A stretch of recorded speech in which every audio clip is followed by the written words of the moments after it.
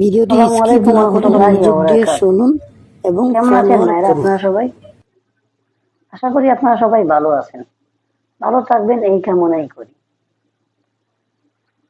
আচ্ছা, আপনি কি নামাজ আদায় করেছেন? মনে রাখবেন, নামাজ দুনিয়া এবং আখিরাতের জন্য শান্তিময় করে আনে। এখন আমরা তো নিজেদের মুসলিম দাবি করি, তাই না? আমরা কি আসলে কি মুসলমান? একবার ভেবে দেখুন তো। আচ্ছা, আপনারা যারা বিবাহিত, যারা দেখছেন, বিশেষ করে যারা বিবাহিত, যারা সন্তানের বাবা হয়েছেন, আপনারা কি আপনাদের সন্তানকে কি সঠিক শিক্ষা দিতে পেরেছেন? কেউ বলতে পারবেন সঠিকভাবে যে আমি আমার সন্তানকে সঠিক শিক্ষা দিতে পেরেছি? আপনারা কেউ বলতে পারবেন না। কারণ সঠিক শিক্ষা বর্তমানে কোনো মা বাবাই দিতে পারে না। সঠিক শিক্ষা দিতে পারে এরকম মা বাবা খুব কমই আছে। বিশেষ করে বাংলাদেশেও অনেক কম আছে, কম বেশ অনেক বেশি আছে। সঠিক শিক্ষা মা বাবা সন্তানকে দিতে পারে না। কিন্তু সঠিক শিক্ষা দিতে পারে মা বাবা ছাড়া একজন আছে, কিছু সংগঠন। যেমন আমার কাছে আছে, আমি একটা ইসলামিক সংগঠন করি। আমি ছোটবেলা থেকে দেখেছি আমার মা যখন খাবার দিতেন, যখনই তিনি খাবার দিতেন আমাদের, তিনি বিসমিল্লাহ পড়তেন, বিসমিল্লাহ পাঠ করতেন সবসময়। আর সবসময় একটা শিক্ষা দিয়েছেন, বাবা যদি সোনাও যদি পড়ে থাকে, স্বর্ণও যদি পড়ে থাকে তাও সইবে না, যদি হীরাও যদি পড়ে থাকে নিশ্চয় সইবে না। এই শিক্ষাই বড় হয়েছি, এই একটি শিক্ষাই আমি আমার মায়ের কাছ থেকে পেয়েছি। কখনো লোভ লালসা করবা না, লোভ করবা না, লোভ করা ভালো না। কিন্তু নামাজ কালামের, ইসলামের পথে চলা, এই শিক্ষা পাইনি।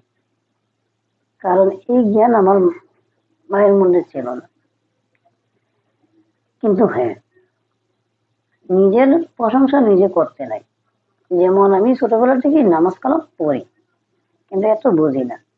আমি জানতাম আমি যাতে একজন মুসলমান, তাই আমাদের নামাজ পড়তে হয়।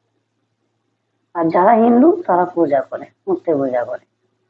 কিন্তু আমি জানতাম আমি মুসলমান, আমার সৃষ্টিকর্তা একজন, হিন্দু তার সৃষ্টিকর্তা আরেকজন। আমার মধ্যে এই ভুল ধারণা ছিল। কিন্তু আমার এই ধারণা ভেঙে দেন আমার মা। আমার আম্মু বলছে দূর বোকা, সৃষ্টিকর্তা একজন, জাত আইছে দুইটা। আমি জানতাম জাত দুইটা, হিন্দু আর মুসলমান। কিন্তু হিন্দু বলে কোনো জাত নেই, সনাতন আছে, সনাতন ধর্ম। খ্রিস্টান, ইহুদি, মুশরিক। মুশরিক কাদের বলা হয়? যারা নামাজ পড়ে না তাদের তো মুশরিক বলা হয়। যারা এক আল্লাহ তাআলার আইন মানে না তাদেরকে মুশরিক বলা হয়। যারা আল্লাহ তাআলার আইনে, কোরআনের আইনে দেশ চালায় না তাদেরকেও মুশরিক বলা হয়। তারা দুনিয়ার লোভে পড়ে আছে, তাদের জন্য দুনিয়া জান্নাত, তারা দুনিয়াকেই জান্নাত বানিয়ে নিয়েছে। যেমন আমাদের এই বাংলাদেশে বর্তমানে যে আওয়ামী লীগকে সাপোর্ট করে, আওয়ামী লীগের পক্ষে কথা বলে, তার জন্য দুনিয়া জান্নাত, তার জন্য বর্তমানে জান্নাত। আর যে আওয়ামী লীগের বিপক্ষে কথা বলে, হক কথা বলে, কোরআনের কথা বলে, তার হাতে হ্যান্ডকাপ। আপনারা জানেন বর্তমানে আমাদের বাংলাদেশে আলেম ওলামাদের উপর কি অত্যাচার শুরু হচ্ছে। আচ্ছা, রাজনীতি প্রসঙ্গ বাদই দিলাম। এখন শুনুন, আমি কিন্তু আগে নামাজ কালাম পড়তাম ঠিকই, মন চাইলে পড়তাম, নাইলে পড়তাম না, সেটা আমার ইচ্ছা স্বাধীন ছিল। কিন্তু যেটা পড়তাম মন থেকেই পড়তাম। আমি কোনো সূরা জানতাম না, শুনে শুনে সূরা শিখলাম, সূরা ফাতিহা, সূরা আল ফাতিহা শিখলাম, কিন্তু সেটা সহি শুদ্ধ ছিল না। তারপর সূরা, আরো 4টি সূরা শিখলাম। সূরা ইখলাস, পবিত্র কোরআনের তাওহীদি সব থেকে উত্তম সূরা, তাওহীদি সূরা, সূরা আল ইখলাস। এটা 3বার পাঠ করলে 1 খতম কোরআন শরীফের সওয়াব। এটা জেনেছি আমি আরো অনেক আগে, আজ থেকে 12-13 বছর আগে বা 14 বছর আগে। এখন আসল কথাতে আসি। আমি যখন প্রথম এই গাজীপুরে আসি, তখন আমি একটা কোম্পানিতে চাকরি করতাম, বস্তার কোম্পানি। কোম্পানিটার নাম হচ্ছে মিরাক্কেল। তো ওখানে একটি ছেলেও চাকরি করতো আমার সাথে। আমার সাথে একটি না, অনেকজনই চাকরি করতো। তো ওখানে জাকির নামের একজন জাকির নামের একজনকে আমি চিনতাম। অনেকজন তো আছেই, তবে আমি একজনকে জাকির নামে চিনতাম। তবে ওই কোম্পানিতে একজনকে আমি জাকির নামে পেয়েছি, আর তার সাথে আমার বন্ধুত্ব হয়। তার ভাই ওইখানে চাকরি করতো। তার ছোট ভাইয়ের নাম হচ্ছে টিপু। আচ্ছা, আসল প্রসঙ্গে আছি। লম্বা কথা বলে আপনাদের সময় আমি নষ্ট করব না। এখন ওই ছেলেটির সাথে আমার বন্ধুত্ব হয়। তারপর একদিন ওই ছেলেটির ছোট ভাই, নাম টিপু, বললো, ভাই নামাজ পড়বেন। আপনি জানেন, নামাজের জন্য আমাদের হুসাইন, তার শরীরে 70টা তীর লেগেছিল। তার শরীরে 70টা তীর ছিল যখন সে সীমারের সাথে যুদ্ধ করে, সীমারের বাহিনীর সাথে। মানে ইতিহাসের সবথেকে নিকৃষ্ট এই যে সীমার। আর যেমন সীমারের উপর ওরফে যিনি ছিল, যে নাম জানে কি, ইয়াজিদ। ইয়াজিদের আদেশেই সীমার এই কাজগুলো করেছে। এখানে সীমারের ষড়যন্ত্র আছে। এখন ইমাম হুসাইন 70টা তীর শরীরে গাঁথা সত্ত্বেও সে নামাজ ছাড়ে নাই, সেই জুম্মার নামাজটা ছাড়ে নাই। সে আমাকে বলল, আমাদের হুসাইন শরীরে 70টা তীর ছিল, তারপরেও সে নামাজ ছাড়ে নাই। কিন্তু তখন আমি জানি না এই হুসাইন কে। আমি ভাবলাম সে কোনো নবী হবে, আমি এটাই ভেবেছিলাম।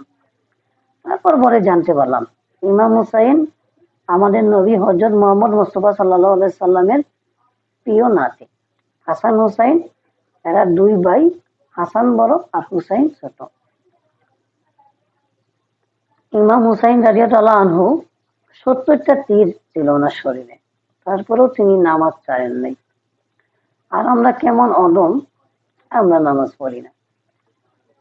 এটাই হচ্ছে আমাদের দুর্ভাগ্য। আমরা নামাজ পড়ি না, তার কারণ আমাদের মা বাবা আমাদের সে শিক্ষা দেন নাই। আর আমাদের মা বাবা আমাদেরকে মাদ্রাসায় ভর্তি করেছে যাতে আমরা সঠিক পথে চলতে শিখি। কিন্তু এটাই, কারো কাছে দোয়া চান নাই। আপনি যদি আপনার সন্তানকে যদি মাদ্রাসায় ভর্তি করেন, অবশ্যই কারো কাছ থেকে আপনি দোয়া চাইবেন। যেমন ধরেন মাদ্রাসার একজন ইমাম সাহেব অথবা মসজিদের ইমাম সাহেব, যে আমার ছেলের তো আমি মাদ্রাসায় ভর্তি করছি, আপনারা দোয়া করবেন, ঠিক আছে? তার হাতে যত পারেন হাদিয়া দিয়ে দিবেন। হাদিয়া দেওয়া তার মানে এই না যে তাকে কিনে নেওয়া। হাদিয়া দেওয়ার অর্থ হচ্ছে, হাদিয়াটা দিলে তার মনটা খুশি থাকে। যেমন আপনি যদি আল্লাহর ঘরে যদি দান করেন, আল্লাহ খুশি হন, তেমন হাদিয়াও এমন। আল্লাহ যেমন খুশি হন আল্লাহর ঘরে হাদিয়া দিলে, দান করলে, তেমন একজন মসজিদের হাবিব সাহেব অথবা ইমাম সাহেব, তাকেও হাদিয়া দিলে তিনিও খুশি হন। আপনি তাকে দাওয়াত করবেন, দাওয়াত করে আপনার ঘরে খাওয়াবেন। যখন আপনার সন্তানকে আপনি মাদ্রাসায় দিবেন হাফেজ বানানোর জন্য বা আলেম বানানোর জন্য, তখন আপনি আপনার ঘরে আপনার সন্তানের উদ্দেশ্যে আপনি একজন মসজিদের ইমাম সাহেবকে দাওয়াত করবেন, দাওয়াত করে তাকে নিয়ে খাওয়াবেন। তারপর আপনি তার হাতে কিছু হাদিয়া দিয়ে দিবেন, বলবেন আমার সন্তানের জন্য দোয়া করবেন, আমার সন্তান যেন কোরআনের চরিত্রে নিজেকে গঠন করতে পারে, নিজেকে যেন কোরআনের চরিত্র গঠন করতে পারে। আমার নবী চরিত্র ছিল কোরআনের চরিত্র, কিন্তু নবী চরিত্র তো আমরা তো পারবো না। কিন্তু হ্যাঁ, হয়তো কিছু ব্যতিক্রম হবে। অর্থাৎ আমার সন্তান যেন সঠিক পথে চলতে পারে, তার জন্য দোয়া চাইবেন। আমি তো জীবনে কিছু করতে পারি নাই, আমি তো ইসলামের পথে চলতে পারি নাই, আমি তো কোরআনের পথে চলতে পারি নাই, আমার সন্তান যেন চলতে পারে। এইভাবে যদি করেন, ইনশাআল্লাহ আপনার সন্তান একজন হক্কানি আলেম হতে পারবে, সে একজন নেককার হতে পারবে।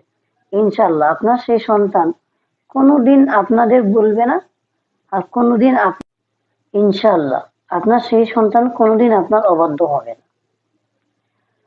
যদি আপনি আপনার সন্তানকে যদি বলেন যে বাবা তুমি এই কাজে যাইবা না, তুমি ইসলামী আন্দোলনে যাইবা না, তুমি জিহাদে যাইবা না, আপনার সন্তান আপনার কথা শুনবে না।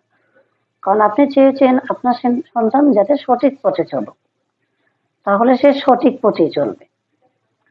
কারণ বাবা মারা অনেক সময় সন্তানের বয়ে বলতে যেমন রাজনীতির বয়ে, যেমন এই দেশে বর্তমানে যে সরকার শেখ হাসিনা, আর যেমন আছে উবাইদুল কাদের, এটা তো ইসলাম বিরোধী।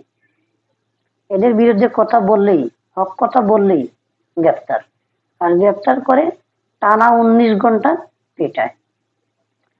যেমন আলী হাসান ওসামা, তাকে কিন্তু টানা 19 ঘন্টা পিটানো হয়েছে, তারপরেও তিনি এখনো কিন্তু হক কথা বলছেন।